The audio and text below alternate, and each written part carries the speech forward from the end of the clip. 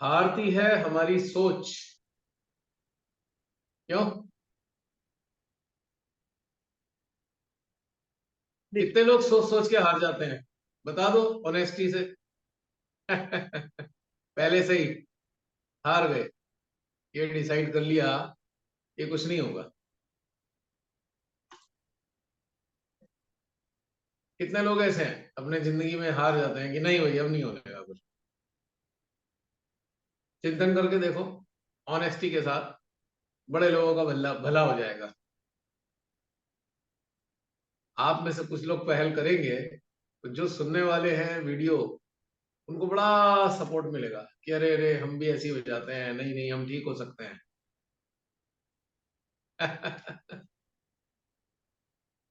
है नहीं मजेदार बात?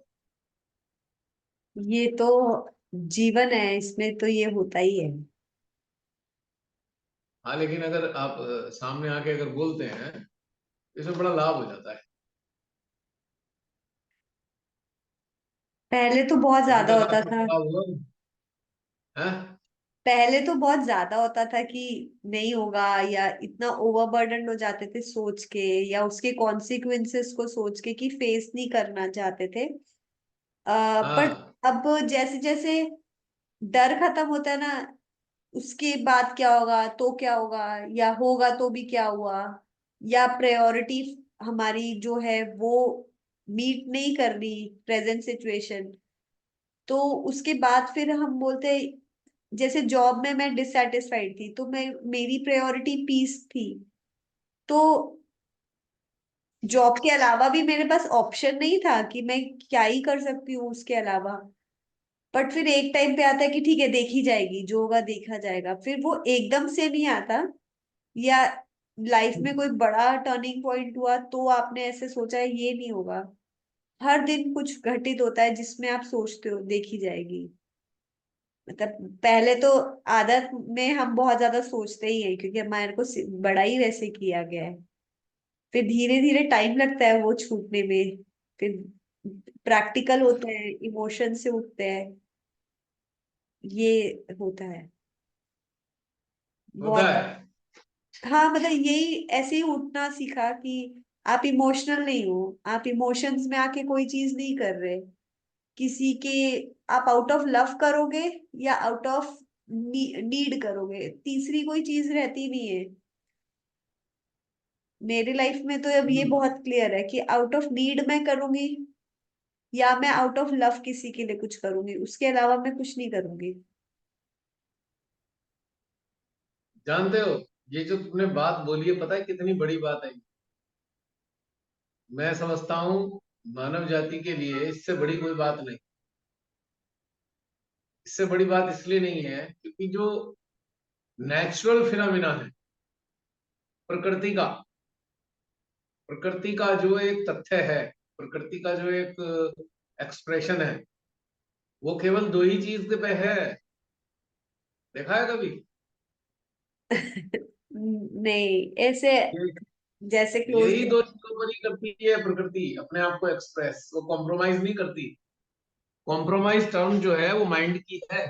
हाँ माइंड, माइंड क्यों कॉम्प्रोमाइज करता है? अटैचमेंट के कारण।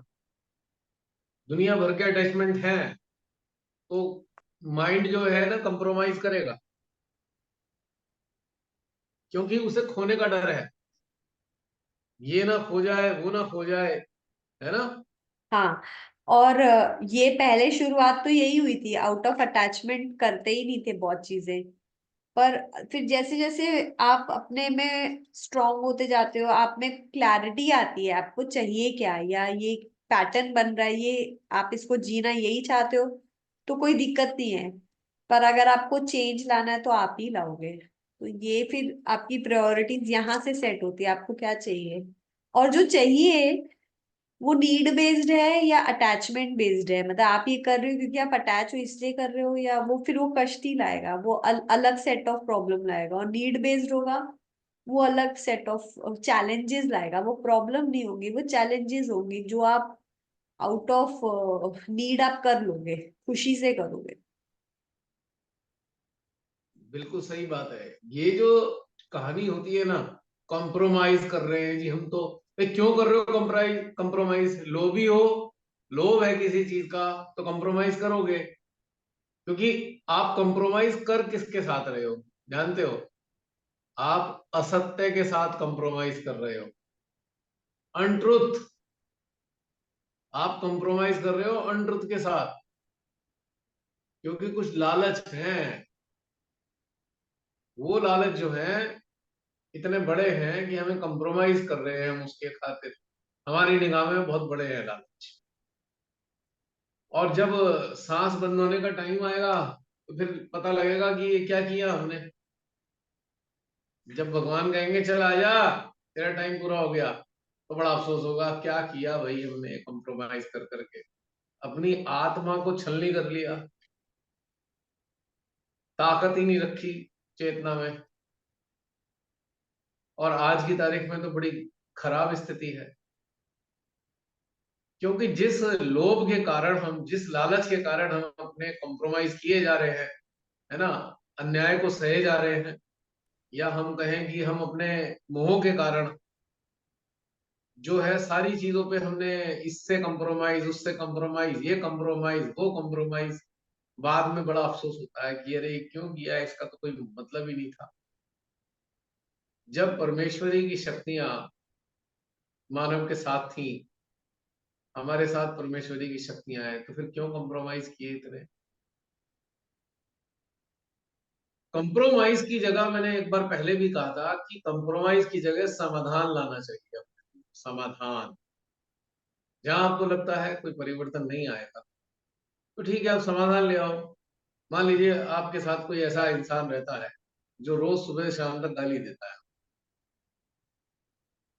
अब आप अपने कुछ हितों के कारण कंप्रोमाइज किए जा रहे हो, किए जा रहे हो, किए जा रहे हो, दुखी हुए जा रहे हो, किए जा रहे हो, दुखी हुए जा रहे हो। क्या लाभ हुआ इससे? आपने अपनी आत्मा को कमजोर बनाया, अपनी जीवात्मा को आहत किया, अपनी चेतना को नष्ट किया।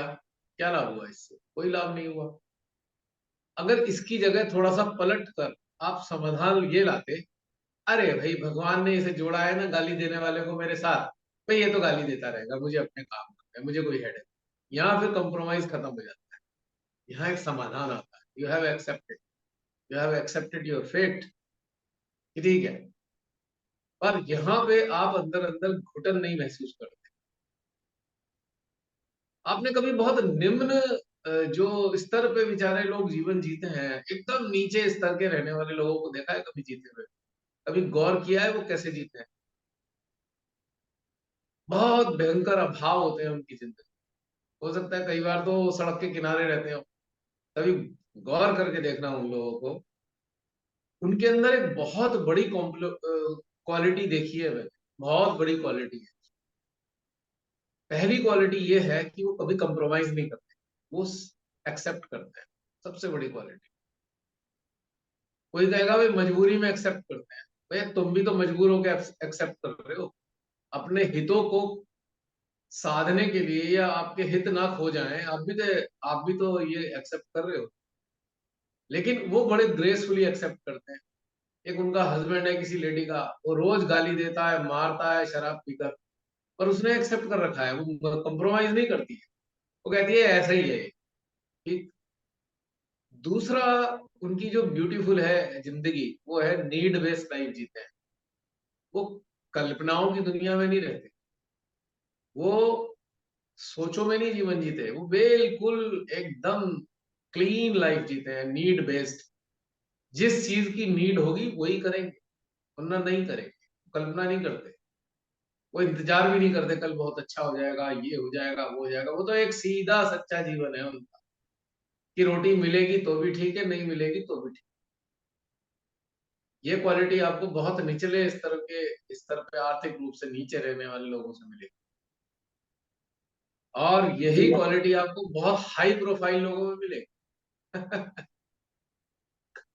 हाई प्रोफाइल लोग भी वैसे ऐसे ही जीते हैं, जरूरत है तो रहेंगे, नहीं है तो नहीं रहेंगे, खत्म।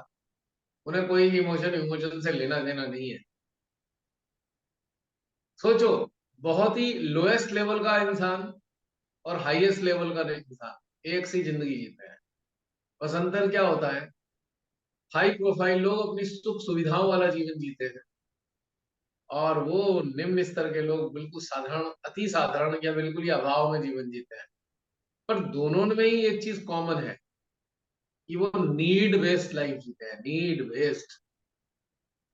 अब मध्य वर्गीय जो है ना, सबसे ज्यादा रद्दी लाइफ जीता है मध्य वर्गीय। रद्दी, रद्दी क्यों?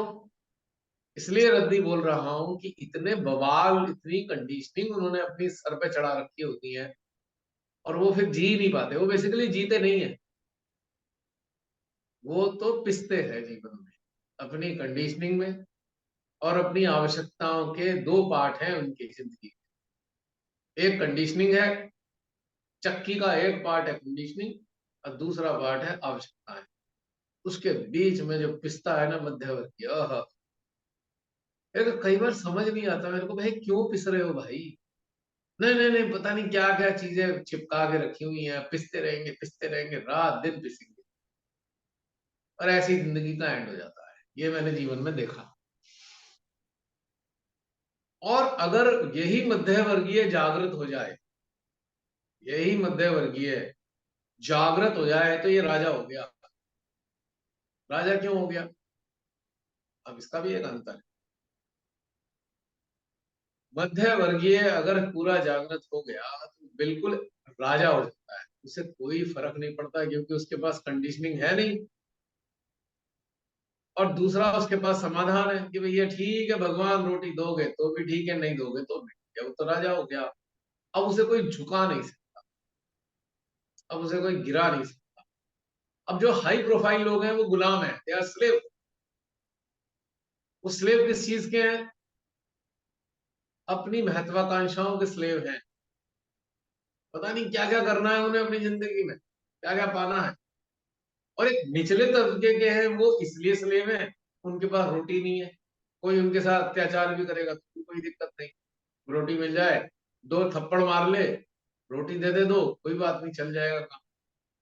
गाली दे दे, कोई बात नहीं।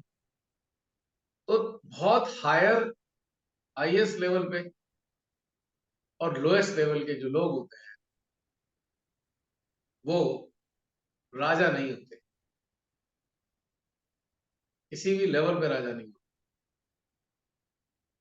केवल जागृत इंसान, वो भी मध्य वर्गीय, वही राजा है, क्योंकि उसे कोई महत्वाकांक्षा है नहीं, और उसे चिंता भी कोई नहीं है।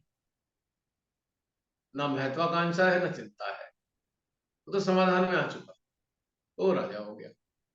इसके इतर जितने लोग हैं वो सब दयनीय हालत में है, एकदम दया आती है देख के, अरे भाई क्या क्या लोगे, क्या क्या करोगे, कंप्रोमाइज, ये कंप्रोमाइज, नहीं नहीं नहीं, वो ऐसे नहीं, वो ऐसे होगा, वो ऐसे नहीं, वो ऐसा होगा, यही कहानियां सुनते रहता हूँ उसके बाद,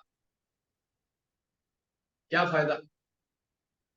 और मध्य वर्गीय को श्री माता जी ने, भगवान ने बहुत बड़ा एक आशीर्वाद दिया कि तू मध्य वर्गीय है ना, तो तू मध्य मार्गीय हो सकता है। मध्य वर्गीय ही मध्य मार्गीय हो सकता है, ये बहुत बड़ा आशीर्वाद है। पर इस आशीर्वाद की समझ बहुत कम लोगों में है, मामूली, बहुत ना के बराबर लोगों में समझ है कि मध्य वर्गीय हो तो बहुत बड़ा ब्लेसिंग तुम्हारे साथ है, क्योंकि मध्य मार्गीय हो सकते हो।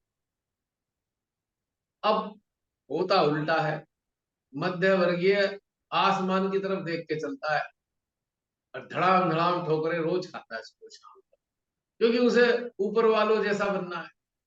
नीचे वाले लोगों को अपने पास बैठाने में उसे शर्म आती है, तो उसके व्हाइट कॉलर हो गया ना, कि उससे नीचे वालों के साथ बैठेगा नहीं, ऊपर पहुंचेगा नहीं, तो त्रिशंकु हो गया, लटक गया बीच में। और गलती से पूर्व जन्म के अच्छे कर्मों के कारण श्री माता जी के चरणों में आ भी गया, तो कटोरा ही है हाथ में उसके, वो कटोरा ही पकड़े रखेगा। संसारिक चीजों का, एक सारी संसारिक चीजें पकड़ी हुई है हाथ में। भगवान जी ये कर दो, श्री माता जी ये रह गया, श्री माता जी उसे पूरा कर दो, श्री माता जी मेरी नौकरी बचा दो। अरे भैया, श्री माता जी को यही काम रह गया? वो ब्रह्मांड चलाएंगे, नौकरी दिलवाएंगे किसी को? कोई नहीं सोचता, नहीं, माँ कर देगी सब। अब श्री माता जी ने टॉफी और लॉलीपॉप दे देकर कि चलो किसी तरीके से ध्यान में जुड़ तो जाएं, बाकी इन्हें बाद में सब समझ में आ जाएगा जब ये जुड़ जाए। अभी तो मैं कह दूं हाँ मैं सब देख लूंगी, अब देखती हैं नो डाउट, पर उनका देखना पता है कैसे होता है?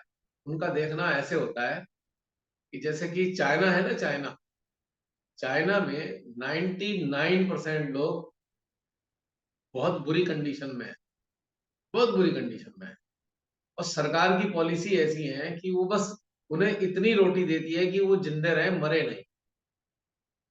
तो शिव माता जी भी कुछ ऐसे ही करती हैं हमारे साथ कि भाई चलो इन्हें कह सुन के ले आई अपने चरणों में, चलो साधना करो साधना करो, उतरो ध्यान में। ध्यान में उतरते उतरते उतरते तो उन्हें एक सहारा है, माँ देख लेंगी, माँ कर देंगी। माँ नौकरी चली गई तो ठीक है, उन्होंने कह दिया मैं देख लूंगी, तो एक थोड़ा सा एक भ्रम सा है कि हाँ माँ देख लेगी, ठीक है, छोटा मोटा की चीज ठीक भी हो जाती है। लेकिन असली चीज उन्होंने ललचा कर लाई कहाँ? उत्क्रांति की तरफ चलो। जब तुम उत्क्रांति की तरफ चलोगे ना, तो तुम्हें खुद ही समझ में आ जाएगा, फिर कटोरा फेंक दोगे, तुम नीचे निकाल के फेंक दोगे, कटोरा बेकार ही है क्या, खुद ही फेंक दोगे। और यहीं से छट जाएंगे सहज। माँ का छांटने का तरीका बहुत बढ़िया है। लेक्चर दे दा के ले आई ऋषि माता जी, लेक्चर सुना सुना के आ गए, लोग जुड़ गए। अब उन्हें पता है जो कटोरा नहीं छोड़ेगा वो मेरे किसी काम का नहीं है, और जिसने कटोरा छोड़ दिया बस वही तो मेरे काम का है। समझ लो कितना इंटरेस्टिंग गेम है ना। अब माँ के सामने मान लो 10,000 लोग आए, अब माँ ये तो कह नहीं सकती चलो 4 लोग इधर आ जाओ 4 लोग हट जाओ। तो उनके उनकी जो हरकतें हैं, उनकी जो एक्टिविटीज हैं सहजीज की, वो खुद ही छटवा देती है। जिन्होंने कटोरा पकड़ा है और अपनी बहुत सारी चीजों को लेकर बैठे हैं, अरे ये हो जाए वो हो जाए, तो बस छट गए, वहीं छट गए। अब लास्ट जजमेंट का पीरियड चल रहा है, अब कौन सा उत्थान होने वाला है कटोरे वालों का, भूल जाओ। आई एम सॉरी, बड़ी हार्श लैंग्वेज लग रही होगी, कुछ नहीं होने वाला, आई एम सॉरी। जब शिवादई ने जागृति दी कई साल पहले, और आज की तारीख में लगभग सन 70 से लेकर अब कितने साल हो गए,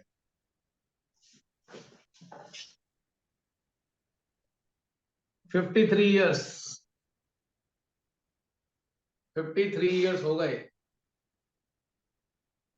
अब 53 ईयर्स में अगर कटोरा नहीं छोड़ा है तो छूटेगा नहीं। अब कोई लोग कहेगा 50 साल पहले थोड़ी आए थे, ठीक है, उन्होंने एक ट्रेंड ट्रेंड सेट किया शिमाताई ने। धीरे धीरे धीरे धीरे अपने तौर तरीके बदले, माने शिमाताई ने आत्म साक्षात्कार के तरीके बदले। लेक्चर्स को देखो, लेक्चर्स किस लेवल पे जाके धीरे धीरे अपग्रेड होते चले गए। अगर गौर किया हो आपने, जो बेसिक चीजें उन्होंने बताई थी, उसके बाद उन्होंने प्रैक्टिकल चीजें बताई, उसके बाद उन्होंने परिणाम बताने शुरू किए, और उसके बाद उन्होंने कहा भाई ठीक है अब तुम देख लो, मेरा कार्यकाल तो पूरा हो गया, मैंने अपना कार्य पूरा कर दिया, तुम देख लो। इसका मतलब जब उन्होंने ये कहा कि तुम देख लो मैंने अपना काम पूरा कर दिया है, इसका मतलब ये है कि अब कोई जो कटोरा लेके बैठा है चमत्कार की आशा में, तो वो चमत्कार नहीं होने वाला। यानी कि अगर उनका कार्यकाल उन्होंने कह दिया कि भाई मैंने तो अपना काम पूरा कर दिया अब तुम संभालो, इसका मतलब ये है कि जो उत्क्रांति के रास्ते पर आ गए, तो उन्हीं को श्री माता ही संबोधित कर रही हैं कि देखो बच्चों मैंने तो अपना काम कर दिया, अब तुम्हें समझा दिया है, अब तुम इस कार्य को आगे बढ़ाओ। इसका मतलब जिन्हें ये समझ में नहीं आया है वो आउट हो गए, 100% वो इस लाइन से आउट है, 101% बता रहा हूं मैं। कुछ भी कर लो, कोई नहीं हो सकता, कुछ नहीं हो सकता। आज जो उत्क्रांति के रास्ते पे नहीं आए, जिन्होंने चिंतन मनन के जरिए अपने आप को उन्नत करने की नहीं सोची, जो आज भी संसार के उपापों में उलझे हुए, अपने एग्रेशन डिप्रेशन है, एक्सपेक्टेशन, टेम्पटेशन, ये सब चीजों में उलझे हैं, आई एम सॉरी, ट्रेन छूट चुकी है। अब तो ये ट्रेन उन्हीं लोगों की है जो चल रही है, जो क्रांति के रास्ते पे चल रहे हैं, और उनकी ट्रेन तो छूट चुकी। मैं किसी को निराश नहीं कर रहा हूं, पर हकीकत बता रहा हूं। तैयार हो जाएं, बहुत ऐसा समय आने वाला है जो आप हैंडल नहीं कर पाएंगे आने वाले टाइम में। अभी भी आप हालत देख लो देश की, ज्यादा दूर मत जाओ, अपने देश की हालत देख लो। अभी हाल हाल में आपने क्या देखा? हम्म, 144 सांसदों को निलंबित कर दिया गया। अभी पीछे बंद कर दे। जसलीन जरा बंद करना, जिसने खोल रखा है माइक। आपने देखा ना, हमारे देश में 144 सांसदों को निष्कासित कर दिया। किस बात पे? इस संसद में जो लोग आए थे उनकी सिक्योरिटी पे प्रश्न पूछ लिया था। तो इसका मतलब, और एक और कानून, राजद्रोह का जो कानून अंग्रेजों ने बनाया था 1898 में, भारतीयों के लिए जिससे आवाज ना उठाए स्वतंत्रता की, उनको ताउम्र उम्र जेल में ठूसने के लिए। तो हमारी वर्तमान सत्ता ने उस कानून का नाम बदलकर देशद्रोह कानून डाला है, और उससे भी बहुत सख्त धाराएं उसमें लगा दी है, बहुत सख्त। आप अपने मीडिया पे कुछ लिख नहीं सकते अब आने वाले टाइम में, सत्ता उसमें, मीडिया पे आपको जेल में डाल दिया जाएगा, आपकी आवाज को हमेशा के लिए बंद कर दिया जाएगा। ट्रायल भी नहीं होगा, जज भी नहीं बैठेगा, आपकी केस सुनवाई भी नहीं होगी। तो जरा कल्पना कीजिए कि क्या होने वाला है देश में। और ये हुआ किन लोगों के कारण है? आपको पता ही है किन लोगों के कारण ऐसा हुआ है। जो जयकारे लगाना चाहते थे, जयकारा लगाने वाली जो पार्टी है, जयकारा पार्टी, उन लोगों के कारण ऐसा हुआ है। पार्टी का मतलब यहाँ पॉलिटिकल पार्टी की बात नहीं कर रहा हूं। एक ऐसा वर्ग जो राजा जी की जय बोलकर खुश होता था, आज से 100 साल पहले भी, अंग्रेजों के जमाने में भी, मुगल काल में भी, जो जयकारे लगाते थे और चापलूस थे और अपना हित साधने के लिए गुलामी भी करते थे, वही लोग आज की तारीख में बहुत सारे हैं।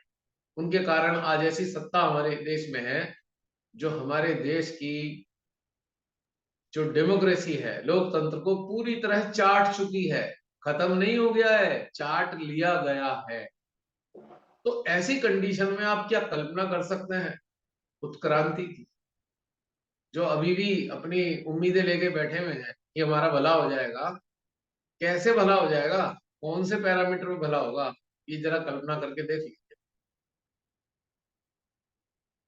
इसका मतलब क्या है? अब जो उत्क्रांति की राह पर चल रहे हैं उनका तो भला होने से कोई रोक नहीं सकता, क्योंकि वो तो ट्रेन में बैठ चुके, उनकी ट्रेन तो चल रही है। और अभी ये सारा संवाद ट्रेन में बैठकर ही तो कर रहे हैं, रियलाइज नहीं कर रहे। ये सारा प्रसारण ट्रेन की बोगी से ही हो रहा है, जिसमें हम लोग बैठे हुए हैं। लेकिन जो इसमें नहीं बैठे हैं ऐसी ट्रेन में, विश्व के अंदर इस प्रकार की ट्रेन अगर और भी हो, श्री माता जी ने बना रखी हो, मुझे नहीं पता। अगर वो नहीं बैठे हैं तो फिर कुछ नहीं हो सकता। आई एम सॉरी। क्योंकि वैश्विक स्थितियां इस प्रकार की हो गई हैं कि जब मनुष्य की स्वतंत्रता ही नहीं रहेगी तो स्वतंत्रता के लिए ध्यान में उतरेगा किस तरीके से? इस बात पर श्री माता जी की एक बात याद आती है। उन्होंने कहा था, जब श्री माता जी ने कार्य शुरू करना था, अपने ही शब्दों में श्री माता जी ने बताया हुआ है, उन्होंने सहज का कार्य शुरू करना था। गांधी जी के पास श्री माता जी का आना जाना था। तो गांधी जी से उन्होंने अपने हृदय की मंशा बताई कि मेरा इच्छा है मैं ऐसा कार्य करूं। ये बहुत पहले की बात है, स्वतंत्रता से पहले की बात। तो गांधी जी ने उनसे कहा, जब तक स्वाधीनता नहीं होगी तब तक ये कार्य सफल नहीं हो सकता। अब आप देख लीजिए, आज फिर परतंत्रता की स्थिति है। जो अंग्रेजों ने 100-150 साल में किया भारत के साथ, 100-150 साल में, वो इस सत्ता ने 10 साल में कर दिया। सोचो, आपके सारे अधिकार छीन लिए जा चुके हैं, आपको पता ही नहीं है कि सारे अधिकार छीन लिए गए। और जब कोई ऐसी समस्या आएगी तब आपको पता लगेगा कि अधिकार छीने जा चुके हैं ऑलरेडी।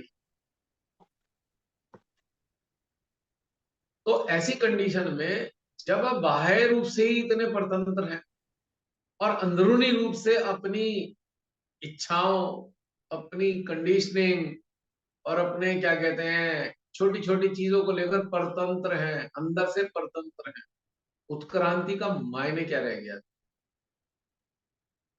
कोई अपने स्वभाव के कारण परतंत्र है, कोई अपने किसी उद्देश्य के कारण परतंत्र है। मतलब एक सरल भाषा में कहूं कि जो भी साधक साधिका या मानव कॉम्प्रोमाइज कर रहे हैं जिंदगी में, उनके आगे उनका सरनेम परतंत्र ही है, सरनेम परतंत्र है। दास आगे लगाना होगा, दास, क्योंकि कॉम्प्रोमाइज दास ही करते हैं। जो स्वतंत्र होता है वो कॉम्प्रोमाइज नहीं करता, विपरीत परिस्थितियों में समाधान निकालता है और अनुकूल परिस्थितियों में वो आनंद लेता है। आनंद, हालांकि समाधान में भी आनंद है। तो जो भी ऐसी चीजें लेके बैठे हैं वो सब परतंत्र हैं टोटल। कोई कहेगा ये तो पूरी दुनिया ही ऐसी है। यस, पूरी दुनिया ऐसी ही है ही ऐसी। आप चलो सर्वे करो अपने चारों तरफ घूम घूम के कि कैसे लोग रह रहे हैं, क्या क्या कर रहे हैं, तो आपको मिलेगा सभी लोग, आपको ऐसा लगेगा जैसे दास्ता के साथ जुड़े हुए, कोई ना कोई दास्ता है उनके साथ में। आपको सैकड़ों लोगों में, हजारों लोगों में कोई एक आध बिरला मिलेगा जो स्वतंत्र नजर आए, बहुत मुश्किल से मिलेगा। कहीं ना कहीं सब परतंत्र है। तो परतंत्र ही परतंत्रता का प्रसार करता है और स्वतंत्र ही स्वतंत्रता का प्रसार करता है। एक बिल्कुल सीधी सच्ची बात। स्वतंत्र कहेगा मार दो पर तेरा गुलाम नहीं बनूंगा, कुछ भी कर ले। और परतंत्र कहेगा हाँ एक साहब, हाँ साहब, मैं ये भी करूंगा, मैं वो भी करूंगा, जैसा कहोगे मैं वो करूंगा। ये परतंत्र की भाषा एक होती मेरे है। एक मेरे मन में बात ये आ रही थी कि जैसे जो थोड़ी आजकल की जो यंग जनरेशन है, वो हाँ जी। हम लोगों से कंपैरेटिवली स्वतंत्रता उनमें लगता है शायद कम। अपेरेंटली ऊपर से ऐसे लगता है कि शायद स्वतंत्र कम है, और थोड़े से अपनी जो उनके अंदर से जो इच्छा होती है उसको करते हैं। ऐसा सही है या नहीं? कुछ चीजों के लिए तो आपको स्वतंत्र लगेंगे। अगर अगर बेसिक टेम्परामेंट देखेंगे तो परतंत्रता ही है उनके, क्योंकि अपनी कुछ आकांक्षाओं के वो गुलाम है। उन्हें वही वाली चीज करनी है जो उनकी आकांक्षा है। कहीं ना कहीं परतंत्रता है, लेकिन वैसे अगर आप देखेंगे तो आपको लगेगा ये स्वतंत्र टाइप के लोग हैं, पर कहीं ना कहीं स्वतंत्र नहीं है। छोड़ कुछ चीजों के लिए स्वतंत्र नजर आएंगे, क्योंकि वो रूढ़ियां, रिवाज, इन सब चीजों को फॉलो नहीं करते होंगे। लेकिन अगर विचारधारा की बात आएगी तो आपको लगेगा अरे ये तो परतंत्र ही है। उनकी जो बेसिक विचारधारा होगी, फंडामेंटल, उसमें दास्ता नजर आएगी। अब जैसे आज आईटी सेक्टर में बहुत सारे बच्चे हैं। अब उनकी हालत ये हो गई है कि जो भी जॉब मिल रहे हैं बड़े अच्छे जॉब हैं, इसमें कोई शक नहीं है। आर्थिक रूप से बड़े अच्छे जॉब मिलते हैं, लेकिन उनकी जो रहन सहन की स्टाइल है वो परतंत्र हो चुकी है। वो कैसे है भाई, उन्हें उन्हें जो है ना सारा सेटअप ऐसा चाहिए जैसे उन्हें जो उन्हें जोमेटो वाला ही खाना खाना है। जोमेटो वो ही खाएंगे क्योंकि वो आसानी से मिल जाएगा, एक फोन करो, है ना। और आपको देखेंगे कि आपको उन्हें शॉपिंग करनी है तो ऑनलाइन ही शॉपिंग करेंगे, वो बाजार जाके देखने की कोशिश नहीं करते। सुविधाओं के गुलाम हो गए ना। और ये सारी युवा वर्ग ये बिल्कुल सोचने का कष्ट नहीं कर रहा कि ऑनलाइन खरीद खरीद कर देश का बेड़ा गर्क कर रहे हैं। जो दुकानदार हैं, जो छोटे छोटे व्यापारी हैं, उनको खत्म कर रहे हैं ऑनलाइन खरीद खरीद के, बिल्कुल नष्ट कर देंगे। जब ये छोटे छोटे दुकानदार खत्म हो जाएंगे तो डिमांड खत्म हो जाएगी मार्केट से, फैक्ट्रियां भी बंद नहीं होंगी, वो बाहर से इंपोर्ट होना शुरू हो जाएगा सारा सामान। चाइना से सस्ता कोई नहीं देता। ट्रेडर तैयार होंगे, बड़े बड़े कंटेनर खरीदने वाले ट्रेडर होंगे जो अरबों रुपए के, करोड़ों रुपए कंटेनर खरीदेंगे उन सामानों के, यहाँ सेल करेंगे ऑनलाइन। तो खत्म हो गया इंडिया, भारत के अंदर सारा व्यापार खत्म हो गया। और इंडिया अगर व्यापार खत्म तो भारत गुलाम, जैसे पाकिस्तान है, क्या है वहां पे? कुछ भी नहीं है वहां, तो खंडम हो गया। इससे तो अच्छा हमारा बांग्लादेश है। उनकी जो राष्ट्रपति प्रधानमंत्री है इतनी सेंसेबल है, उन्होंने इतने छोटे छोटे धंधे यहाँ का, जब से सरकार आई उन्हें पता था ये तो डुबो दिएगी भारत को, सारा कपड़े का काम बांग्लादेश चला गया। टोटल कपड़े का काम, मैन्युफैक्चरिंग बांग्लादेश में हो रही है। यहाँ तो लुटेरे सत्ता में है, उल्टे सीधे टैक्स लगा दिए, जो जो अपना ही देश का काम था सब डुबो दिया। अब वो बांग्लादेश इतना पनप रहा है, उसकी जीडीपी हमारे से आज की तारीख में बहुत अच्छी हो गई। तो ये जो परतंत्रता है ना, इस सुविधाओं की परतंत्रता में आज की पीढ़ी बिल्कुल डूब गई है। उन्हें मैं हैरान होता हूँ कि इतने सुविधा पसंद हो गए हैं, तो ये भी गुलामी है बहुत बड़ी। सोचता ही नहीं कोई भी। आज की हालत में देखो, ना छोटे सोच रहे हैं ना बड़े सोच रहे हैं। मुझे ये देख के बड़ा पीड़ा होती है। और ये जो समय चल रहा है, ये जो टाइम है, इस टाइम में हम जैसे लोग तो बहुत पीड़ित हैं अंदर से। व्यक्तिगत रूप से कोई दुख नहीं है, कोई कष्ट नहीं है, पर जो चारों तरफ देखते हैं तो हृदय में इतनी पीड़ा है, मानवता का अहित करे जा रहे हैं। अभी मैंने एक वीडियो शेयर किया था बी अवेयर में, एक लखनऊ की अकबर नगर को उजाड़ दिया सरकार ने, बिल्कुल रातों रात आदेश दे दिए खाली कर दो। 50,000 से ज्यादा लोग कहाँ जाएं, सड़क पे आ जाए वो। और झूठ मूठ की वो अवैध है, सारे टैक्स वहां दिए जा रहे हैं, हर प्रकार के टैक्स वहां दिए जाते हैं जी। उन्हें वो रिवर फ्रंट बना हुआ है शोशेबाजी के लिए। बस आने वाले समय में चुनाव है, उस शोशे के लिए रिवर फ्रंट बनाना है और अपने अमीर दोस्तों को खुश करना है। उनके लिए 50,000 लोगों के घर उजाड़ने को तैयार। क्या मतलब है? What is this? और जो ऐसे लोग हैं, नहीं नहीं हमें कोई मतलब नहीं है, वही इसके जिम्मेदार हैं, ऐसी सत्ताओं को आगे बढ़ाने में वही मदद करते हैं जो कहते हैं हमें कोई मतलब नहीं, क्योंकि वो अपनी अपनी दास्ताओं में उलझे हुए हैं। उन्हें देश से क्या मतलब? अगर मैं ही कह दूं मुझे क्या मतलब है तो ठीक है, पर है ना मतलब? क्यों नहीं है? हमारा देश है, हमारे देशवासी हैं, वो अगर छटपटाएंगे, पीड़ा में आएंगे, पीड़ा नहीं होनी चाहिए क्या? अब पता नहीं किसी को नहीं भी होती हो, पर मुझे तो बहुत होती है। मैं तो आप सबके सामने समय समय पे शेयर करता रहता हूँ अपनी पीड़ा। और अगर आप उत्क्रांति के राह पे हो तो आपको पीड़ा होनी भी चाहिए, क्योंकि परमेश्वरी को क्या पीड़ा नहीं होगी? उनके बच्चों को उजाड़ा जाएगा। अगर हम परमेश्वरी की संतान है तो हमारे अंदर डीएनए परमेश्वरी का है। अगर उन्हें पीड़ा है तो हमें भी पीड़ा होनी है, इसमें क्या शक है? अब परमेश्वरी की संतान क्या डिस्क्रिमिनेटिंग होगी? नहीं ये वो जाति है, नहीं ये वो धर्म है। हमें तो नहीं होती कोई डिस्क्रिमिनेशन, हमारे अंदर तो है ही नहीं। कौन वर्ग, कौन सी जाति, कौन सा धर्म, हमें तो समझ में ही नहीं आता ये कभी भी। पहले भी समझ में नहीं आता था, अब भी समझ में नहीं आता। तो इस प्रकार से लोग जाति धर्म में बटे हुए हैं, गुलाम हैं।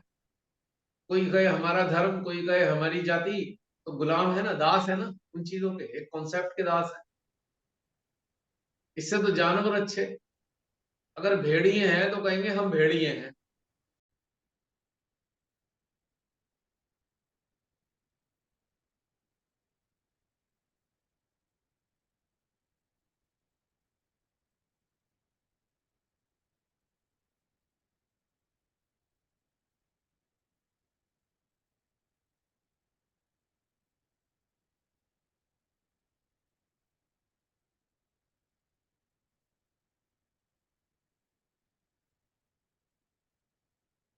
इसलिए मेरी आवाज आ रही है?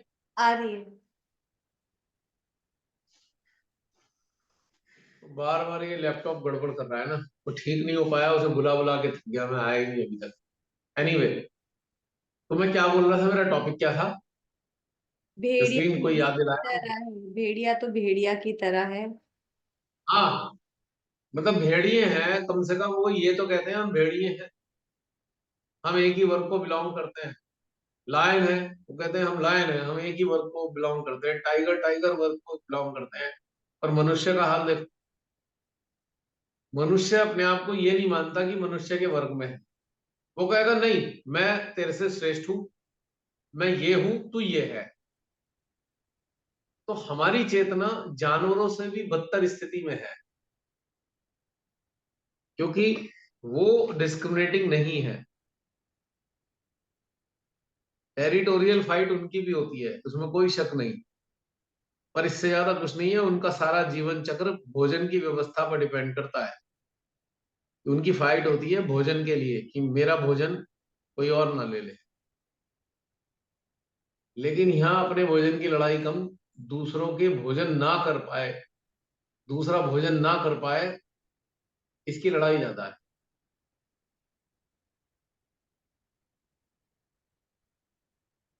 तो कितनी दुर्दशा है मानव चेतना की। तो आज ये समय जो आया है ना, वो इसी कारण से आया है, क्योंकि परमेश्वर को ये बातें अच्छी नहीं लग रही। उनको ये बातें अच्छी नहीं लगती कि मानव को मैंने बनाया था, वो इतना भेदभाव करने वाला बन गया और इतना ज्यादा दुर्दशा कर देता है, तो फिर बेकार मामला। तो उन्होंने कहा ठीक है, अब तुम झेलो, तुम ही, तुम्हारे ही विनाश का कारण तुम ही तैयार कर रहे हो। और ये विनाश की स्थिति दिखाई दे रही है क्लियर कट। और भारत तो, कहता हूं कि भारत की स्वतंत्रता तो गई, खत्म।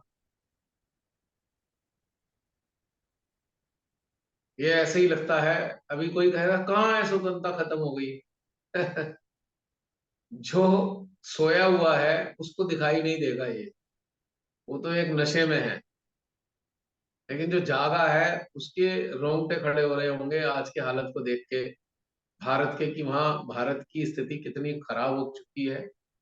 और यहाँ पर मानवता के लेवल पे कुछ भी तो शेष नहीं रह गया है। बहुत दुर्दशा है आज। और ये बहुत खराब संकेत है आने वाले भारत के लोगों के लिए, तो बहुत ही खराब संकेत है। लेकिन जो जागृति की राह पर चल रहे हैं उनके लिए खराब इतने ही है कि मानवता के स्तर पर उनको पीड़ा होती है, अन्यथा अंदरूनी स्तर पे तो कोई पीड़ा है नहीं। देखो क्लियर कट बात है, कोई पीड़ा नहीं है अंदरूनी स्तर पे। क्योंकि आपको ये समझ में आ गया, आप तो ट्रेन में बैठ चुके हो। अब इस दुनिया में भूकंप आए, तूफान आए, कुछ भी आ जाए, अब क्या कर सकते हैं आप।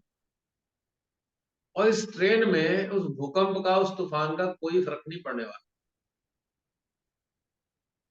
अब जैसे मान लीजिए समुन्द्र में कोई नाव है, अगर समुन्द्र में सुनामी आती है तो इतनी ऊंची ऊंची लहरें हैं, नाव को डुबो सकती है। अगर समुन्द्र की सुनामी के 500 1000 फीट ऊपर एक हेलीकॉप्टर में या एक प्लेन के अंदर आप बैठे हो, तो सुनामी का आपको क्या फर्क पड़ने वाला। आप पीड़ित तो हो कि विनाश हो रहा है, ये तो पीड़ा है, पर आपको तो कोई नहीं फर्क पड़ रहा, आपको तो कोई नुकसान नहीं, आप तक वो सुनामी नहीं आना। शिमादा ने इस तरीके से बैठा तो दिया, इस पूरे संसारिक घटनाक्रम के ऊपर हमें बैठा दिया है कि बेटा इसका घटनाक्रम का असर तुम्हारे पे तो नहीं पहुंचने वाला। पर चूंकि तुम मेरी संतान हो, जिस प्रकार से मैं द्रवित हो जाती हूँ ये पीड़ाओं को देख देख के, वो तुम्हारा हृदय भी वैसे ही द्रवित होता होगा। मैं समझता हूँ आप सबका भी होता ही होगा ये सब जब चलता है। क्वेश्चन उसके ऊपर आता है कि जिसका नहीं होता।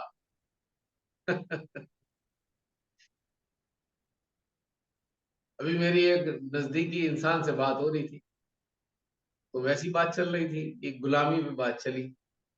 वो विदेश में बहुत घूमता है, नजदीक काफी जगह उसका काम ऐसा है, वो विदेश में भी जाएगा, देश में, पूरी दुनिया घूमता है। तो बात चल रही थी, मैंने कहा भाई, कह रहा है तो सब जगह इतनी सख्ती हो गई है कि इतने नियम है, पूरे अलग अलग देशों में इतने सख्त नियम हो गए हैं कि बहुत मुश्किल हो रही है। तो वैसे ही मैंने कहा हाँ, वो गुलामी देख देख के मेरा भी दिल बड़ा पीड़ित होता है। मैंने उससे कहा भाई, मेरी तो स्थिति यह है कि मैं तो इस दुनिया में दोबारा जन्म नहीं लेना चाहता। बोले अच्छा, मेरे साथ तो नहीं, मुझे तो बड़ा मजा आ रहा है। मैं मुस्कुराया। मैंने कहा भाई, मैं कहूंगा, कोई टिप्पणी तो नहीं करना चाहता, पर ये जो पीड़ा है ये मेरी व्यक्तिगत नहीं है। बस इतना ही कह के छोड़ दिया मैं। बात खत्म हो गई। उसको समझ में भी आ गया होगा। यानी कि अगर आप चारों तरफ के वातावरण से पीड़ित नहीं हो, किसी का घर जल रहा है, किसी का घर टूट रहा है और आपको कोई फर्क नहीं पड़ रहा, तो मैं समझता हूं एक संवेदनहीन मानव जो होता है, संवेदना विहीन मानव को कितने दिन की जिंदगी है उसकी? जितनी दिन की बैटरी लाइफ। उत्क्रांति का तो चांस है ही नहीं। उत्क्रांति किन लोगों की हो रही है? ये भी देखो इंटरेस्टिंग बात। जिनके अंदर मानव जाति के लिए संवेदनाएं हैं, उनको ही उत्क्रांति का मौका दिया जा रहा है ना? इंटरेस्टिंग बात। तो यूट्यूब पर जो ये बातें सुन रहे हैं मेरी, अपने हृदय में झांक के जरूर देखें कि मानवता को जब क्षति पहुंचती है, क्या आपकी आंखें नम होती हैं? यदि आंखें नम होती हैं तो निश्चित रूप से आप उत्क्रांति के लिए एलिजिबल हैं। You are the eligible candidate for the evolution. Otherwise, I am sorry to say, you will be thrown out and you will not get the kundalini once again. कुंडली शक्ति मिलेगी नहीं दोबारा इवोल्यूशन के लिए, क्योंकि लास्ट जजमेंट है। अब बहुत से में से, आप में से बहुत सौ को मेरी बातें गप लग रही हो। शिव माता जी की बातें याद दिला रहे होगे आप, मेरे को दिलाओगे। माँ ने तो कहा था भाई, आप जितने जैसे जन्म लेना चाहे ले सकते हो। अच्छा, शिव माता जी की एक बात और याद दिला दूं मैं। शिव माता जी ने एक बात और बोली है कि जो निर्विकल्प नहीं होंगे, वो आम साधारण लोगों की तरह ही उनकी गति होगी। तो समझ जाइए, बहुत स्थिति अच्छी नहीं है। और आपकी आंखें नम क्यों नहीं है, ये भी मैं कारण बता रहा हूं। मानवता की चीत्कार को सुनकर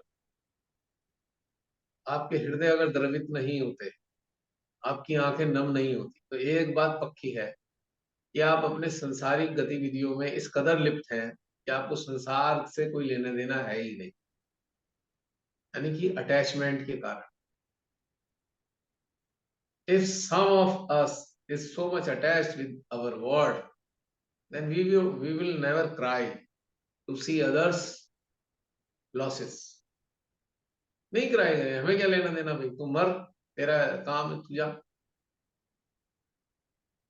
अगर एक भिखारी का बच्चा जो कंकाल हो गया है और कूड़े में से खाना उठाकर खा रहा है, और अगर हमें पीड़ा नहीं हो रही है, तो हम उत्क्रांति वाले रास्ते पे तो नहीं है। क्योंकि ईश्वर से ज्यादा संवेदनशील कोई नहीं इस सृष्टि में। परमेश्वरी से ज्यादा संवेदनशील कोई भी नहीं है। इसीलिए संवेदनशील हैं वो। इसलिए इतने कष्ट सहकर मानव देह में अवतरित हुई। सबको कष्टों से हटाने के लिए मानव देह में उनका आना हुआ। इतनी संवेदनशील हैं। यदि कोई अत्याचार करता है, किसी के ऊपर अत्याचार करता है, उसको संरक्षण भी प्रदान करती है और अत्याचारी को सजा भी देती है। इतनी संवेदनशील हैं। और उनकी संतानें, उनकी संवेदना कहाँ है? अगर नहीं है, तो यकीनन ऐसे मानव परमेश्वरी की संतानें हैं ही नहीं। जिनको बार बार जन्म लेकर आना पड़ा अपने बच्चों को बचाने के लिए, मानवता को बचाने के लिए कितनी बार अवतरण हुए हैं परमात्मा के, क्योंकि संवेदनशील हैं।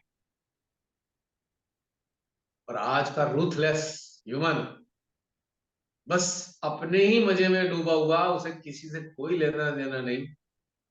मैंने ऐसे व्यापारी देखे हैं जिन्हें इंसानियत से कोई मतलब नहीं है। प्रॉफिट पे नजर है कि पिछली बार 20% कमाए थे, अब की बार 50% कमाएंगे, और तिलक लगा लगू के मंदिरों में, धार्मिक स्थलों में दान तो करेंगे, पर एक अत्यंत पीड़ित मानव के साथ खड़े होकर या उसकी हेल्प करने को तैयार नहीं होंगे। लाखों रुपए का चंदा देंगे और रिक्शा वाले को 10 रुपए एक्स्ट्रा नहीं देंगे, जो उन्हें उठाकर छोड़ के गया है कि चल रख ले, कोई बात नहीं। कहां से संतान हो जाएंगे परमात्मा से? प्राचीन काल में संवेदन विहीन कौन होते थे, कोई राक्ष, बताएगा? राक्षस। राक्षस। तो समझ लीजिए वो लोग किसकी संतान है, डीएनए किसका है उनके अंदर। तो इतनी दुखद, इतनी पीड़ादायक स्थितियां हैं। देखो अभी अपने अपने सेंट्रल हार्ट चक्र में देखो क्या हो रहा है। ये बातें मैं बोल रहा हूं, तेरा सेंट्रल हार्ट चक्र की स्थिति तो देखो क्या हो रहा है इसमें। कोई इंडिकेशन आ रहे हैं? मेरी इन बातों पर मध्य हृदय चक्र कुछ संवेदनाएं प्रकट कर रहा है, कोई इंडिकेशन दे रहा है?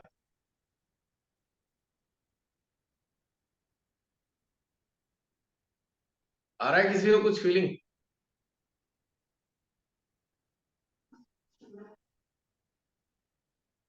खिंच रहा है अंदर को?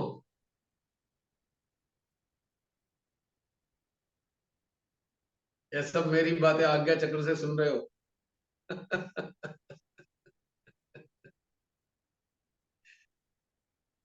अगर हृदय से सुन रहे हो तो हृदय तो बहुत सारी संवेदनाएं दे रहा है, हृदय चक्र।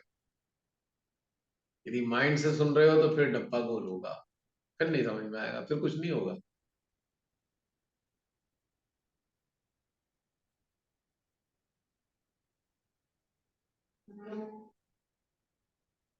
अभी एक नौटंकी फिर शुरू कर दी इन्होंने, ये कोरोना वायरस दोबारा आ रहा है। चुनाव आने से पहले कोरोना वायरस जरूर आने लगता है, क्या आपने गौर किया?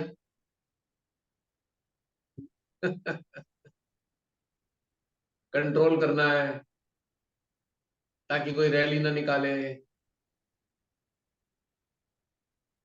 और सबसे बड़ा बात यह है कि यहीं आता है कोरोना वायरस, हमारी न्यूज में मिलेगा आपको, वर्ल्ड के किसी कोने में नहीं मिलेगा। हमारी न्यूज वाले बता रहे होंगे विदेश में आ गया, लेकिन बाहर की न्यूज में आपको कोरोना वायरस नहीं मिलेगा, यहाँ वाली न्यूज आनी शुरू हो जाएगी। अब सेंट्रल गवर्नमेंट के चुनाव है तो कोरोना ने तो आना ही है, दस्तक देनी है। वो भी तो आ रहा था, ताकि हु ने अनाउंस किया है। हैं? हु हैज अनाउंस्ड कि इंडिया में अखबारों में आजकल आ रहा है, लगातार अखबार में आ रहा है, मैं पढ़ रहा हूँ। 600 केस आ गए, 700 केस आ गए, शुरू हो गई बीमारी, क्योंकि चुनाव 4 महीने बाद है, 5 महीने बाद। रैली ना निकालें, लोग आपस में ना मिले, सरकार जो है, सरकार के विरोध में कोई ना आ जाए, इकट्ठे हो जाए लोग, तो कोरोना लगा दो। और सब मास्क में रहेंगे, कोई मिलेगा जुलेगा नहीं, सोशल डिस्टेंसिंग करेंगे। पर एक मानव मानव ऐसा है जो ना तो मास्क लगाता है भीड़ में, वो तो भगवान है, चूंकि भगवान को तो कोई असर होता नहीं कोरोना, क्योंकि उन्हें पता है भगवान को एक कोरोना झूठा है। भगवान जी ने तो वैक्सीन भी नहीं लगवाई। भगवान जी को क्या वैक्सीन की जरूरत है भाई, इंसानों को है। नहीं, खैर बड़े दुखद घटनाक्रम है, और मेरे जैसे इंसान का तो हृदय द्रवित होता है ये सब देख के। अब घर उजाड़ दिए, छोटे छोटे बच्चे हैं, कहाँ जाएंगे इतनी सर्दी में? हर बार विंटर में ये लोग एक इलाका उजाड़ते ही हैं। पिछले साल भी दिल्ली में कुछ किया था, इस हाँ, साल यहाँ किया, उसके पहले कहीं और। समझ में एकदम भरी दोपहर में बहुत गर्मी में उजाड़ दिया था एक दिल्ली का एरिया। हाँ, एक हल्द्वानी में पूरी कॉलोनी उजाड़ने को तैयार, जो टैक्स देती है पूरी कॉलोनी। पिछले साल की बात है शायद ये। उन्होंने स्टे लिया, अब मेरे ख्याल से इस पे भी शायद स्टे आ जाएगा। कई उन्होंने घर तो गिरा ही दिए। लास्ट टाइम तो ये था ना, कोर्ट ने स्टे दिया था कि पहले इनको रीलोकेट करो फिर उजा हटाना। तो कैसे नीच टाइप के लोग हैं, मैं कहता हूँ नीच लोग हैं बिल्कुल ये। छोटे छोटे बच्चों को उजाड़ देंगे, घर तोड़ देंगे, जिन्होंने इतने पूरी पूरी जिंदगी लग जाती है घर बनाने में, उसे 1 मिनट में तोड़ देते हैं। किस लिए? अपने किसी दोस्त की वो करनी है, उसे कुछ वहां पे बनाना होगा, कोई मॉल बनाना होगा, महंगी जमीन है, महंगी जमीन है तो मॉल वॉल बनाना होगा, कोई कॉमर्शियल प्लेस बनाना होगा, तो गरीबों को, जो बेचारे ऐसे हैं। और एक बात देखिए, अकबर नगर में हर वर्ग का इंसान है, ये नहीं कि वो मुस्लिम लोगों के नाम है खाली, या मुस्लिम रहते हैं वहां, हिंदू मुस्लिम दलित सब रहते हैं वहां। क्योंकि इन्हें हिंदू मुस्लिम से कोई मतलब नहीं, इन्हें तो नोट चाहिए। कीड़े मकोड़ों की तरह समझते हैं ये लोग इंसानों को। सत्ता में आते हैं, सोचते हैं बस हम राजा हो गए, किसी को भी उजाड़ दो, क्या फर्क पड़ता है इसका। और जो लोग उसके बाद भी तो लोगों को नहीं दिखता। नहीं नहीं, जो अच्छी हैं? जॉब में है ना, जो अच्छी जॉब में है, वो लोग बोलेंगे अरे योगी जी ने बहुत काम अच्छा कर दिया, यूपी में तो बहुत चेंज ये आ गया। सारे जो ये बोलने वाले सारे लोग अगले जीवन में भिखारी बनने वाले हैं, और हो सकता है इसी जीवन में भिखारी वाली स्थिति में आ जाए। क्योंकि उन लोगों के, क्योंकि आप अत्याचारियों और अन्यायियों का साथ दोगे, खड़े होगे, तो क्या होगा आपके साथ? प्रकृति थोड़ी क्षमा कर दे। उनको तो दिखता ही नहीं है, अरे बहुत अच्छा है, कितना लॉ एंड ऑर्डर कर दिया। मैंने कहा कौन सा वाला, कहाँ कौन सा न्यूज फॉलो कर रहे हो। कौन सा तो लॉ है और कौन सा ऑर्डर है, हमें तो दिखाई नहीं देता। तुम तो सब चीज बेढंगी हो। अभी भी इतना कल जुर्म हो गया है। आप रिश्वत पहले 10,000 रुपए देते थे, अब 50,000 रुपए रिश्वत देते हो। यही लॉ एंड ऑर्डर है। लॉ कल एंड ऑर्डर के नाम पर रिश्वत बढ़ गई है बस। कल मैं न्यूज देख रही थी, उसमें बता रहे थे कि 45,000 यूनिवर्सिटीज और कॉलेजेस बंद करके 15,000 में उनको मर्ज कर देंगे। आप नए बताइए। इंफ्रास्ट्रक्चर बना नहीं रहे हो, पर पुरानों को खत्म करके 15,000, और वहां पे जो भी वाइस चांसलर्स और हेड में जो पोस्ट होगी वो सारे आरएसएस के अध्यक्ष होंगे। तो जो इस विचारधारा से मतलब मेल में नहीं खाएगा, उससे तो जॉब भी नहीं मिलेगी। और जब हाँ, वो तो मिलेगी। जॉब भी जिसको चाहिए तो उसमें भी पैसा ही वो देगा, उसको एलिजिबिलिटी क्राइटेरिया पे तो मिलेगा ही नहीं। तो कहते कि आप क्या टाइप का इंफ्रास्ट्रक्चर बना रहे हो, बच्चों के लिए तो कुछ बचा ही नहीं, एक आम इंसान तो एजुकेशन से वंचित ही रह जाएगा। बिल्कुल बच्चों को पक्की बात। पढ़ाना थोड़ी ना है। पढ़ लेंगे तो अवेयर नहीं हो जाएंगे, उन्हें तो बस मतलब बस भीड़ जुटानी है। फिर उन्होंने बस सिलेबस चेंज कर दिया है, सिलेबस में इतने सारे चेंजेस कर दिए जिसमें कोई ढंग की चीज नहीं है। बहुत मतलब, वो तो प्रोफेसर थे, 9 PM वाले वीडियो में था। बहुत अब हॉट। देखो, हम जैसे लोग थोड़ी बहुत इस बारे में चर्चा करते हैं, कुछ लोग और भी भारत में ऐसे हैं जो चिंता करते हैं। बहुत से लोग हम जैसे को मूर्ख कहेंगे, कोई प्रॉब्लम नहीं, पर हम ईश्वर की निगाह में तो मूर्ख नहीं है ना। We are not fool in his eyes. क्योंकि ये जो मूर्खताएं हैं उनको तो डिस्ट्रॉय करना ही तो है उन्होंने। इन मूर्खताओं को ही तो डिस्ट्रॉय करना है। जो मानवता के खिलाफ है सारे काम, वो मूर्खतापूर्ण कामों को ही तो नष्ट करना है उन्होंने। जब क्रांति आती है ना, वो लहू मांगती है, लहू। बहुत सारी चीजें नष्ट होती हैं, फिर क्रांति आती है। जब क्रांति आती है फिर बहुत सारी चीजें नष्ट होती हैं, उसके बाद जाकर थोड़ी सी शांति आती है। अब हमारा देश 200 साल बाद आजाद हुआ, 90 साल तक क्रांति चली, 90 साल, 90 years। इस बार उम्मीद करता हूँ कि इतनी लंबी तो क्रांति नहीं हो, बहुत शॉर्ट होगी, जल्दी से निपट जाएगा किस्सा। आशा है। बस एक ही समस्या है कि गुलाम वंश के लोग ज्यादा हो गए हैं इस बार, और जागृत लोग थोड़ा काफी कम है। क्योंकि शिमादाई ने, जरा कल्पना कीजिए, शिमादाई तो भविष्य दृष्टा रही है। उन्हें पता होगा भारत गुलाम होने वाला है। उन्होंने फटाफट धरती पे अवतरण लिया उन्होंने, कि लोगों को जगाऊं जगाऊं, जो जागृत लोग होंगे वो गुलाम नहीं बन सकते। बिल्कुल सही बात है। पर कितना दुर्भाग्य की बात है कि जागृत लोग, जिनको जागृति के लिए सोचा, उनमें से शायद 1% लोग भी जागृत नहीं है, 1% लोग भी जागृत नहीं है। जिन्हें जागृति दी माने, उनमें से 1% लोग भी पूरी तरह जागृत नहीं है। चारों तरफ उठा के देख लो आप, जागृति है किसमें, बताओ। जिन्हें वाइब्रेशन आते हैं उन्हें जागृत नहीं मानता खाली, जो वाइब्रेशन कहते हैं हमें वाइब्रेशन आ गए। वाइब्रेशन आने के बाद आप कर क्या रहे हो, ये देखने से पता लगेगा जागृति है या नहीं उनमें। भाई जागृति तो मिल गई, सहस्त्रार पे कुंडली आ गई, हृदय में भी और ऊर्जा आ रही है, सहस्त्रार में भी आ रही है, लेकिन आपके कार्य है क्या, मानवता के सहयोग में है या मानवता के विरोध में है, यहीं से डिसाइड होगा। या मानवता के विरोधियों के साथ खड़े हो तो क्या जागृत हो सकते हो आप। जागृत इंसान मानवता के विरोधियों के साथ तो नहीं हो सकता कभी। जरा देख लो पूरी की पूरी हुजूम का हुजूम अत्याचारियों और आताताइयों के साथ खड़ा हुआ है, जिन्हें जागृति दी गई। तो जागृति जिन्हें दी गई उनके हैं कितने परसेंट लोग जो जागृत, ये है अफसोस की बात। अब श्रीमाताई मनुष्य नहीं है, तो इसलिए उन्हें ये समझ में नहीं आया कि मनुष्य तो गुलाम मनुष्य का ही रहेगा, अपनी अपनी चीजों का गुलाम है। ये कहाँ उत्थान आएगा इसका, कहाँ इसमें उत्क्रांति आएगी। आज पूरा का पूरा उन्होंने अपने चरणों में ले लिया, अपने शरीर में हमें बिठा लिया। शरीर में होने के बाद भी जागृति नहीं है हमारे अंदर, क्योंकि हम अपने गुलाम हैं, अपनी सोचों के, अपनी जो धारणाओं के गुलाम है, अपनी सोचों के गुलाम है, अपनी मान्यताओं के गुलाम है, अपनी जाति के गुलाम है, अपने धर्म के गुलाम है, और अपने जो परसेप्शन है हम उसके गुलाम। कहाँ जागृति है। 1% लोग, मुश्किल से जागृत लोगों में 1% लोग जागृत हैं। तो श्री माता जी का जो ये भाव था कि इस भारत को मैं नष्ट होने से बचाऊं, और बचाने का तरीका यह है कि मैं लोगों को जागृत कर दूं, उन्होंने तो अपना काम पूरा किया, पर बाकी लोग जागृत होने के नाम पे कलंक हो गए, तो भारत कैसे बचेगा, भारत तो नष्ट होना ही है। हाँ कुछ लोग, कुछ श्री कल्कि वगैरह हम लोगों की बातें सुनकर कुछ कर दें तो कह नहीं सकता।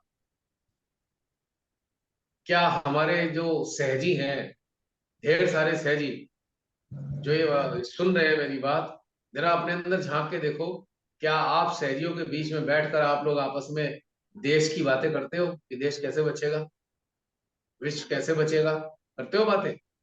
सेंटर में जाकर एक चिंता करते हो कि मानवता का हित हो रहा है, चारों तरफ इतना अत्याचार हो रहा है, नहीं करते ना, क्योंकि वहां तो भांगड़ा करना है। वहां तो ये सोच के गए हुए हैं कि हमने तो भजन तैयार किया था, उसको सुनाना है। कौन करेगा फिर इस बात की चिंता।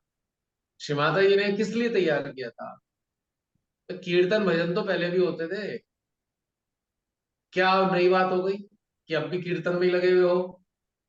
अब भी कीर्तनों में भजन, पहले भी डांस होते थे, अब भी उसमें लोग कौन सी नई बात करती, कहाँ है जागृति। तो वही परिपाटी है।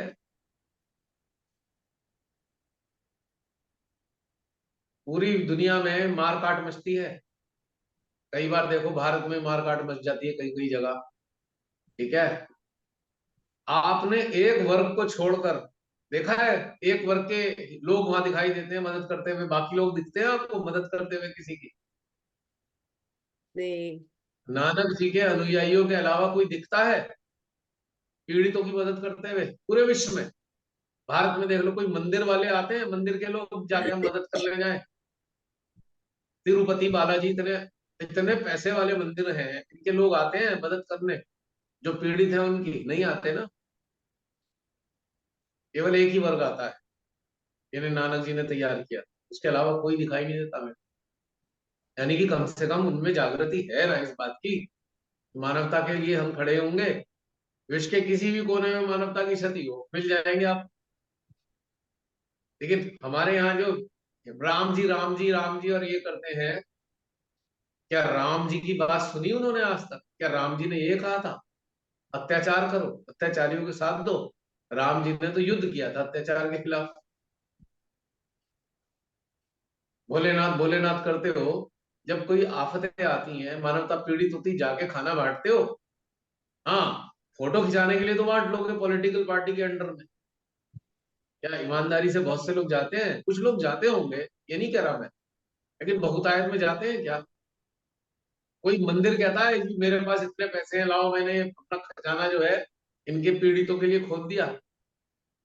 कोई मंदिर के पंडे वंडे जो होते हैं, अब तो बहुत से मंदिरों पे सरकार का कब्जा है,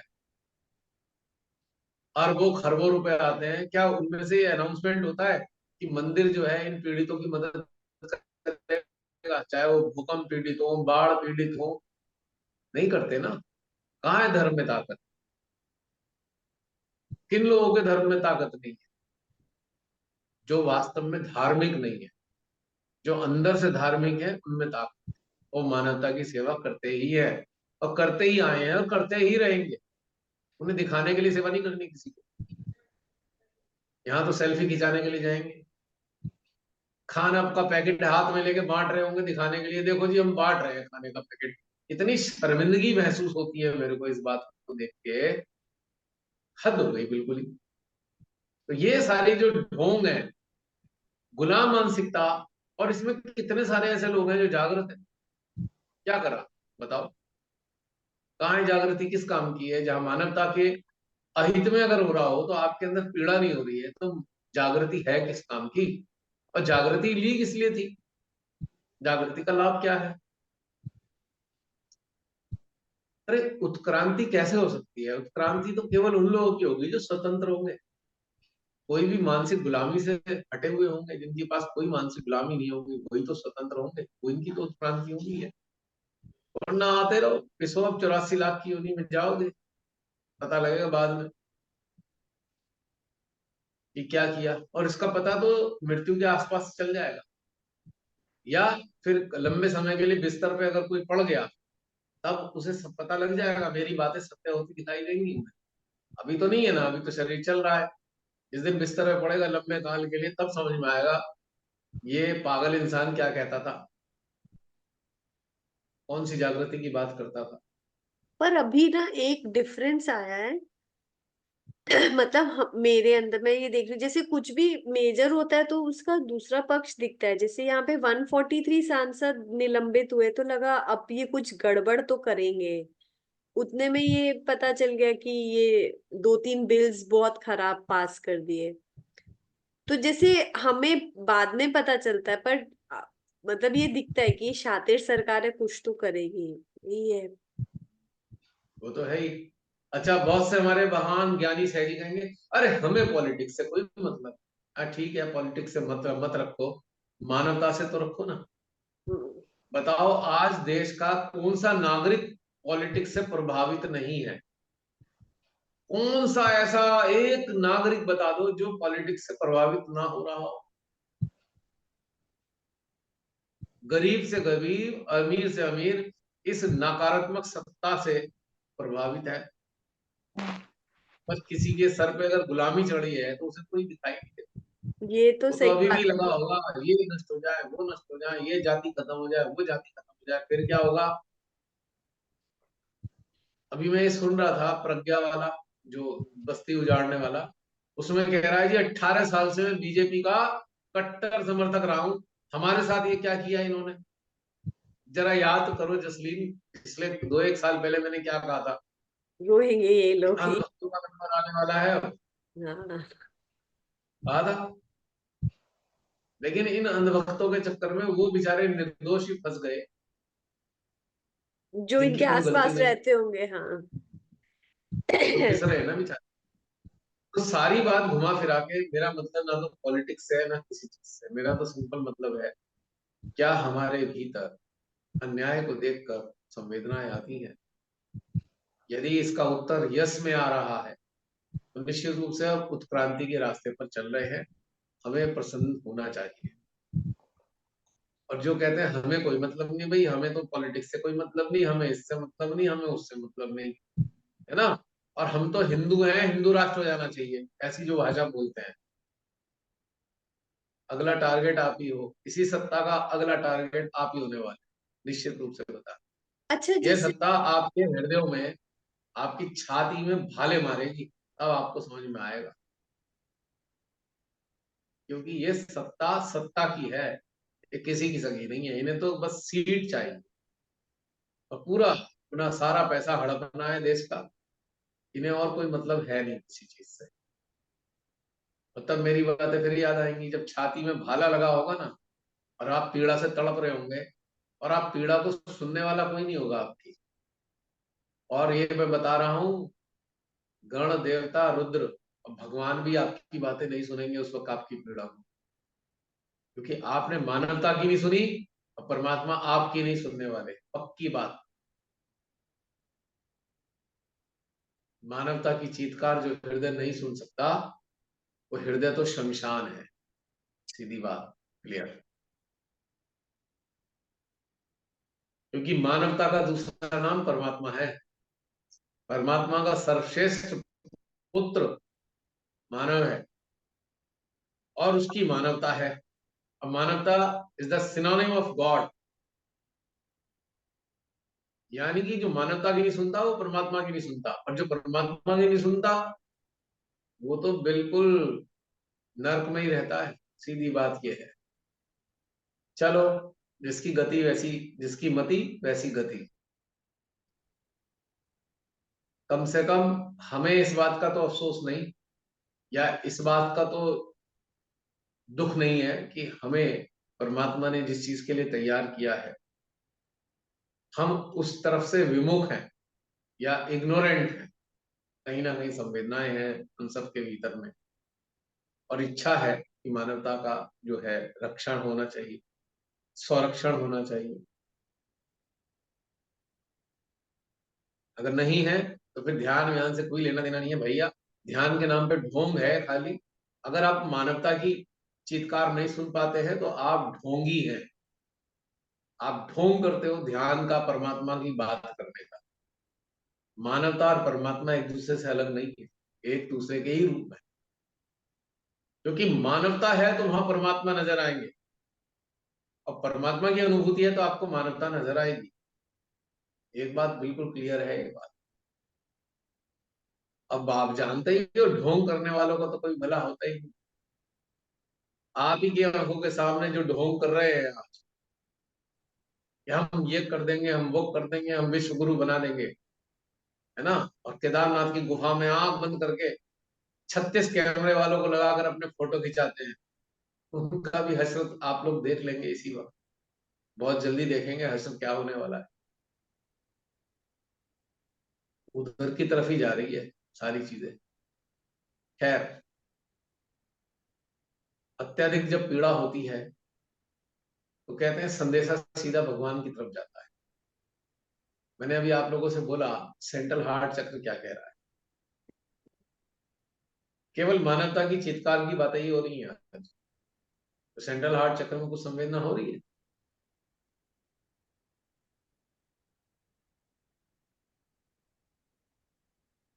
हो रही है किसी के? नहीं। हो रही है हाँ? भैया हो हो रही रही है है भैया। हो रही वो है। एक फीलिंग आ रहा है और और उसका टेक्निकल। अब जब ये संवेदना हो रही है तो क्या प्रार्थना की जरूरत रह जाती है, या प्रार्थना भी करनी चाहिए? बता सकता है? भैया दिल में यही आ रहा है कि जब मानव में मानवता ही नहीं है तो बचा क्या। हाँ, वो तो सही है। मैं अभी ये कह रहा हूं कि अभी जैसे ये कंडीशन है, क्या हमें प्रार्थना करनी चाहिए अगर संवेदना है, या संवेदना नहीं करनी चाहिए? वही प्रार्थना जी है। बच्चा करनी चाहिए। वही अगर प्रार्थना हो रही है, अब संवेदना ही प्रार्थना है। यस।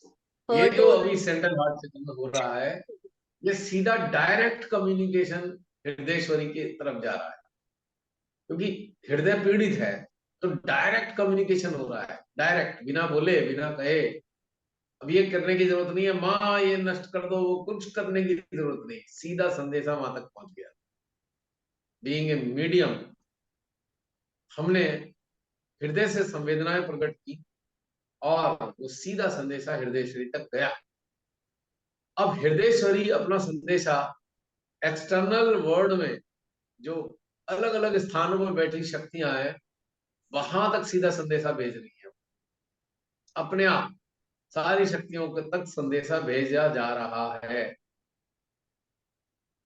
ये इतना बारीक काम है सूक्ष्म संवेदनाओं का, इतना त्वरित है, इतना फास्ट है, जिसकी कोई कल्पना भी नहीं कर सकता कि इतनी तेजी से चीजें जाती हैं, परमेश्वरी तक चली जाती है। अब समझ में आया जागृत लोग क्यों चाहिए थे। जागृत कौन? जिनके भीतर मानवता की संवेदना है। और संवेदना किसके लिए उपयोगी है? हृदयश्वरी के लिए। संवेदनाओं के जरिए हृदयश्वरी जानती है कि दुनिया में क्या हो रहा है।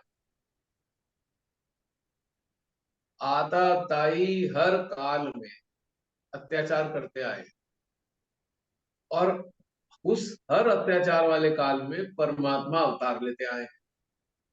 आए नहीं लगातार। फिर उन्होंने सर्वनाश करना होता है, आता था ये होता। फिर एक सृजन होता है, पहले संहार होता है, फिर सृजन होता है। और आज की तारीख में संहार के वर्ज पर आज पूरी दुनिया आ चुकी है। संहार के वर्ज पर खड़ी है आज, क्योंकि मानव संवेदना विहीन हो गया। अत्याचार पे अत्याचार किए जा रहा है, किए जा रहा है, किए जा रहा है, हद ही हो गई है। तो फिर अब कुछ ना कुछ तो होना है, कोई ना कोई तो शक्ति एक्टिवेट होनी है। एक ऐसी ये क्रियाएं चलती हैं, प्रक्रिया चालू हो जाती है इस तरीके। ये होता है भैया कि पहले पहले थोड़ा सरप्राइज जैसा होता था, पर ऐसा क्या है कि अब लगता है ये तो होना ही था, अब तो यही बाकी है।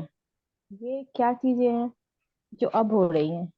जैसे कुछ सुना या देखा, ये तो होना ही था, अब तो यही बाकी रह गया, होगा ही ये चीजें अब हो गई, ये एक्सेप्ट कर लिया, या फिर ये पता नहीं घटित कैसे होता है हृदय में। पहले था कि अच्छा ये हो गया, ये कर दिया इसने, अब ये चीजें नहीं आती। इसका कारण है प्रेम का। जैसे माता पिता हैं, उनका कोई बच्चा है, 18-20 साल का, 21 साल का बच्चा है, वो कुछ ऐसे काम करता है जो उसके लिए हानिकारक है। माता पिता उसको कहेंगे बेटा मत कर, बेटा ये नुकसान हो जाएगा। वो नहीं मानता। फिर कहते हैं, फिर नहीं मानता, फिर कहते नहीं। एक बार एक स्थिति में आके माँ बाप कहेंगे अब तू जा, तेरी कहानी, हम नहीं कहेंगे अब। तो वो दिन बच्चे के लिए बड़ा खतरनाक होता है, जब पेरेंट्स अपनी दृष्टि हटा लेते हैं बच्चे की तरफ से कि भाई ये तो सुन नहीं रहा, अब इसकी गति यही जाने। तो यही हालत आज परमात्मा माता पिता है हमारे, बहुत से मानवों की तरफ से उन्होंने दृष्टि हटा दी है। बस ये समझ लेना। और माँ बाप दृष्टि कब हटाते हैं? अगर माता पिता वास्तविक माता पिता हैं, दृष्टि कब हटाते हैं? जब अति हो जाती है। और दृष्टि हटाने का मतलब